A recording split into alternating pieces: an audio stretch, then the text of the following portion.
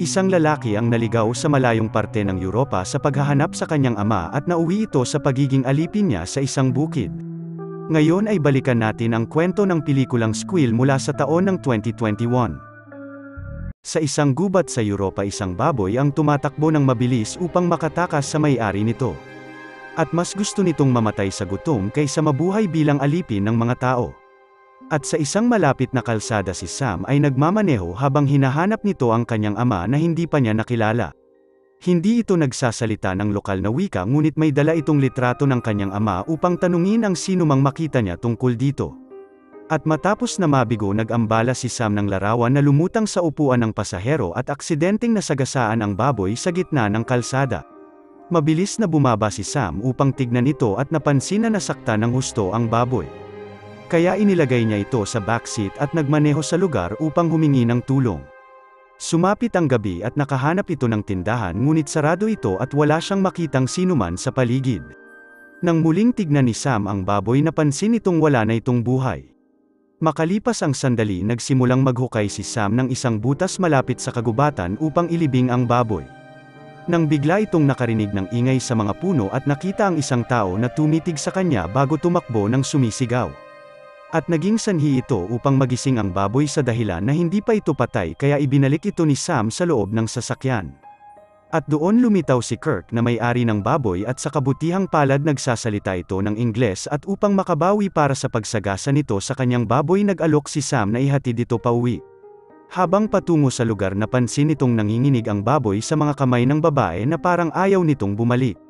At pagdating nila sa bahay, sumama ang baboy sa mga kapatid nito habang binigyan ni Kirk ng pagkain at inumin si Sam.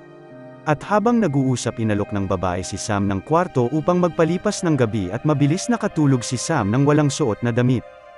At lumabas si Kirk para tignan ang mga bituin at pinasalamatan ang kanyang namatay na ina sa pagpapadala sa kanya ng napakagandang regalo. Pagkalipas ng ilang oras, nagising si Sam ni Gustavs na ama ni Kirk at ni John Cox na kapitbahay ng mga magsasaka. Hindi maintindihan ni Sam kung ano ang sinasabi nila, ngunit sa tingin ni Gustavs na mukha siyang malakas, at bigla siyang pinatomba ni John Cox gamit ang kanyang ulo. At pagkatapos, si Sam ay dinala sa kamalig kung saan nilagyan nila ito ng kwelyo at iginapos sa pader. Nag-aalala si John Cox na ang dayuhan ay mananalo sa pagmamahal ni Kirk sa halip na siya, at sinabi kay Gustavs na ipakain ito sa mga baboy. Hindi ito pinansin ni Gustavs at umalis, kaya ang desperadong John Cox ay umatake ng ilang beses sa lalaki. Sinubukan ni Kirk na maging mabait at nagwalis ng dayami para gawing higaan habang sinusubukan ni Sam na hilahin ang kadena mula sa dingding, ngunit hindi ito nagtagumpay. Muling sinubukan ni Sam na makiusap kay Kirk na palayain siya, ngunit bumalik si Gustavs upang bugbugin ang lalaki gamit ang kanyang tungkod. At sa umaga, nagising si Sam na nilalamig at may sakit habang dumating si Kirk at Gustavs na may dalang balde. Ang isa ay may masamang pagkain para sa kanya at ang isa ay pagkain para sa mga baboy. At habang pinapakita ni Kirk kung paano ito gawin, pinaliwanag nito na dapat niyang pakainin ang mga baboy at siya ay gagantimpalaan ng tamang pagkain, o kung hindi, sasaktan ulit siya ni Gustav. Sinipa ni Sam ang balde at sinabing hindi siya papayag gawing baboy nito, kaya gusto siyang parusahan ni Gustavs dahil dito. Gayunpaman, pinigilan siya ni Kirk at sinabing matututo din si Sam kapag nagutom ito.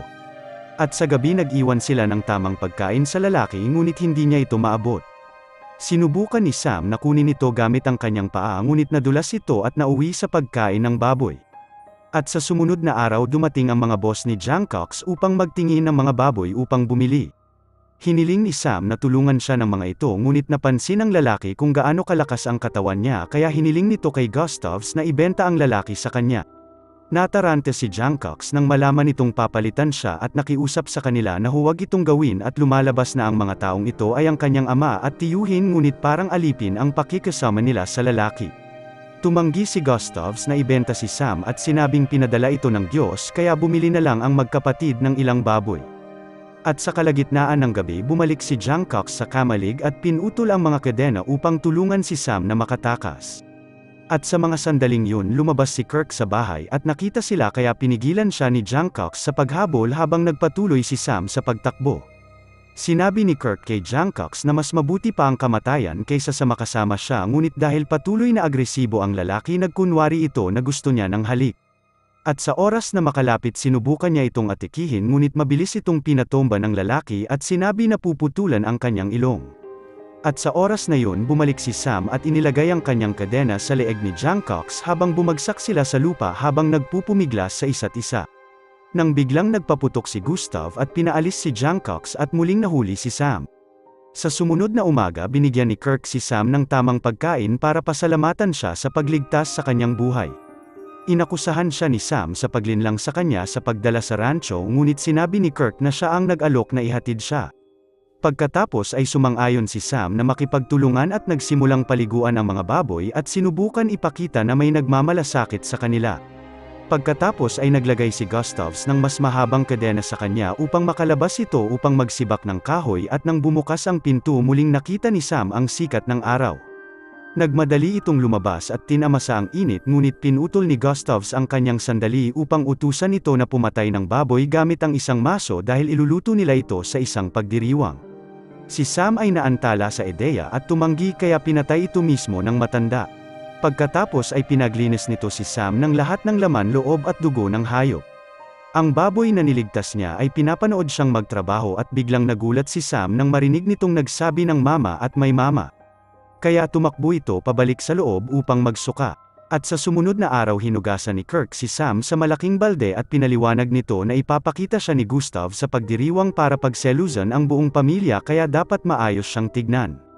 Sinabi din nito na dapat siyang magpakita ng magandang halimbawa para sa iba pang baboy. Pagkatapos ay binigyan siya ng magandang damit at dinala siya sa lamesa kung saan hinain nila ang baboy at pinahintulutan din kumain at uminom si Sam kasama sila ngunit nakakadena pa din ito.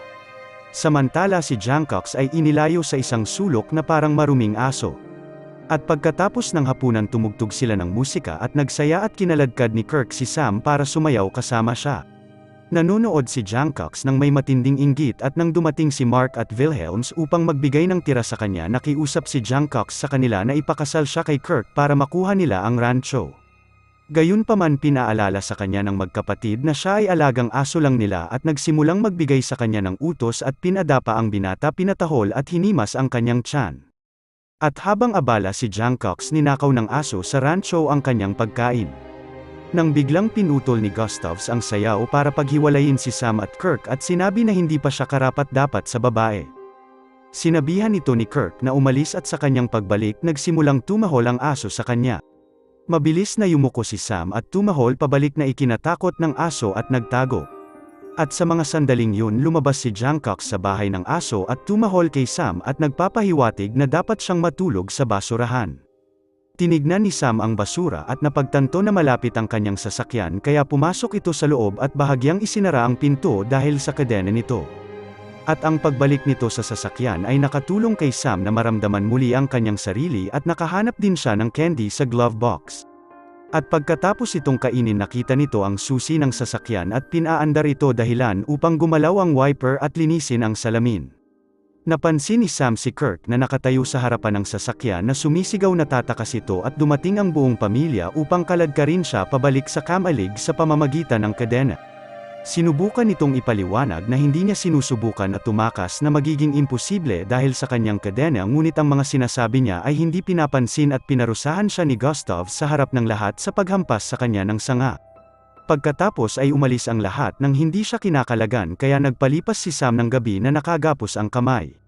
At sa sumunod na araw si Sam ay tinali sa maikling kadena kaya hindi ito masyadong makagalaw. At habang si Jungkook at isa pang magsasaka ay bumibili ng maraming beef. Ang baboy na iniligtas ni Sam ay pinuntahan siya. Ngunit sinabihan ito ni Sam na umalis ngunit hindi nagtagal ang beef ay bumalik dala ang isang pliers at ginamit ito ni Sam upang tumakas. Maingat itong tumakas at nagtago sa isang truck kasama ang mga baboy at sumama din ang baboy na iniligtas niya. Umalis ang truck ngunit nang nasa kalsada na ito ang isang gulong ay nabutas at naging sanhi upang mayanig ang sasakyan hanggang sa bumagsak ito. Nang lumabas si Jungkook sa bintana nakita nito si Sam at ang mga baboy na tumatakbo ng mabilis. Samantala nalaman ni Kirk na nawala si Sam at nagkaroon ng breakdown kaya nagmadaling lumabas si Gustav upang hanapin ito. At makalipas ang sandali nagpatuloy si Sam sa pagtakbo sa kagubatan hanggang sa nahulog ito sa isang bitag at nawala ng malay. Nagising ito sa kalagitnaan ng gabi at sinubukan na umakyat, ngunit hindi ito nagtagumpay kahit anong pilit niya. Kaya nagkaroon din ito ng breakdown habang nakatitig sa mga bituin. At sa umaga isang tali ang bumagsak sa butas at natuklasan ni Sam na dumating ang baboy upang iligtas siya. Mabilis na lumabas si Sam at pagkatapos ay tinulungan siya ng baboy na maalis ang kwelyo at kadena. At sa mga sandaling yun natuklasan ni Sam na lahat ng baboy ay nasa lugar din kaya nagpa siya ito maging leader ng pack at ginabayan sila sa kagubatan lalo na't naririnig nito ang ungol ng mga lobo sa malapit. At sa unang pagkakataon sa kanyang buhay napaligiran si Sam ng mga tenga na talagang nakikinig sa kanya kaya nagsimula itong makipag-usap ng buo kasama ang mga baboy at binahagi ang lahat ng kanyang saloobin. At kalaunan nakita nila ang ilang basura sa kalagitnaan ng bukid at napagtanto ni Sam na wala dapat siyang mahalin. Ang kanyang paghahanap sa kanyang ama ay nabigo, wala rin siyang lakas para umuwi at wala ring naghahanap o naghihintay sa kanyang bansa. At sa kaparehong oras hindi tumitigil si Kirk sa kakaisip sa kanya at patuloy na umaasang babalik ito sa kanya. At sa gabi huminto si Sam upang magpahinga kasama ang mga baboy at napagtanto niya nagkikimkim siya ng damdamin na gusto niyang umiyak at tumawa ng magkasabay. At pinaliwanag ito ng baboy sa pamamagitan ng pagsabi ng Kirk. Habang naririnig ang mga ungol ng lobo nagpasya si Sam na dapat siyang bumalik kay Kirk. At sa umaga nagsimulang bumalik si Sam sa rancho at sinundan siya ng baboy kahit pa sinabihan niya itong huwag sumama. At nang makalabas sila sa kagubatan nakarinig si Sam ng isang putok at lumalabas na malapit si Gustav na hinahanap siya kasama sina Mark at Wilhelms habang ginagamit si John Cox bilang kanilang tracking dog.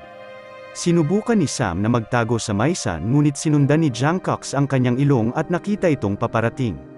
Nauna siyang nakita ni Gustavs at tinutukan ito ng kanyang baril at hinahanap ang mga baboy at bumalik sa rancho upang igapos ulit. Naririnig ni Sam ang baboy sa malapit ngunit hindi ito umiimik at hindi nagtagal dumating si John Cox kasama ang magkapatid.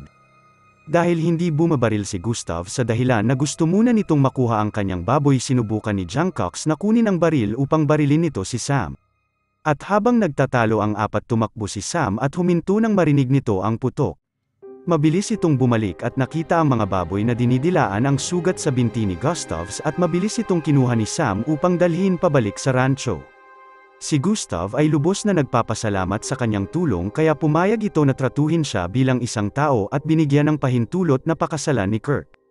At habang inaalaga nito ang kanyang ama hiniling ni Gustavs na itabi ang bala upang maipahid niya ito sa mukha ng magkapatid. Pagkatapos sinabi ni Kirk kay Sam na nawala ang bala at pinakuha niya ito kay Sam sa maselan na parte ng kanyang katawan. Pagkatapos ay isinalin nito ang sinabi ng kanyang ama at pumayag si Sam na pakasalan siya habang pinagmamasdan siya ng baboy sa malayo. At sa gabi ang bagong magkasintahan ay magtatalik nang marinig nila ang tahol ng aso at napansin ang isang maliwanag sa labas. Nagmadali sila at natuklasan na ang rancho ay nasusunog at naririnig nila ang ingay ng mga baboy kaya nagmadali si Sam upang iligtas silang lahat. At sa mga sandaling yun lumitaw si John Cox at nagpapakitang sinimulan niya ang apoy dahil nagagalit ito sa balitang may nobya na si Kirk. Nilapitan niya ang babae at hiniling na tumakas silang dalawa ngunit lumabas si Sam at nagsimula ng isang laban. At sa kabutihang palad nagawa nitong alisin ang sulo sa kamay ng lalaki bago sila magpumiglas na dalawa at matapos na mabigo si John Cox na sakalin siya pinatomba siya ni Sam sa lupa at tinusok ang mata nito dahilan upang umiyak ito at sumigaw sa labis na paghihirap. Ang karamihan sa mga baboy ay nakaligtas ngunit nakakalungkot na ang isa ay tumatakbo habang may apoy sa likuran nito. Samantala si Kirk at Sam ay kinasal habang si Marks at Wilhelms ay nagbayad kay Gustav at sumang-ayon na ihinto ang kanilang alitan. At sa hinaharap na wala nila ang kanilang mga alagang hayop sa isang sakit na bird flu at tuluyang nalugi kaya nagpatiwakal ang dalawa. Habang masayang pinapanood ni Gustavs ang kanyang anak na ikinasal ngunit namatay ito sa sakit sa puso sa araw ding yun. Si Kirk at Sam ay magkasamang inalagaan ang rancho at hindi nagtagal ay nabuntis si Kirk. At sa isang umaga tinignan ni Sam ang baboy na iniligtas niya na ngayon ay mas malaki na. Nagpaalam ang hayop sa kanya at umalis sa rancho na nagpaisip kay Sam kung mabilis ba siyang sumuko at kung dapat niyang subukan na maglakbay ulit. Salamat sa panunood. Kung nagustuhan mo ito huwag kakalimutan mag-like at subscribe para sa mga susunod pa nating movie recap.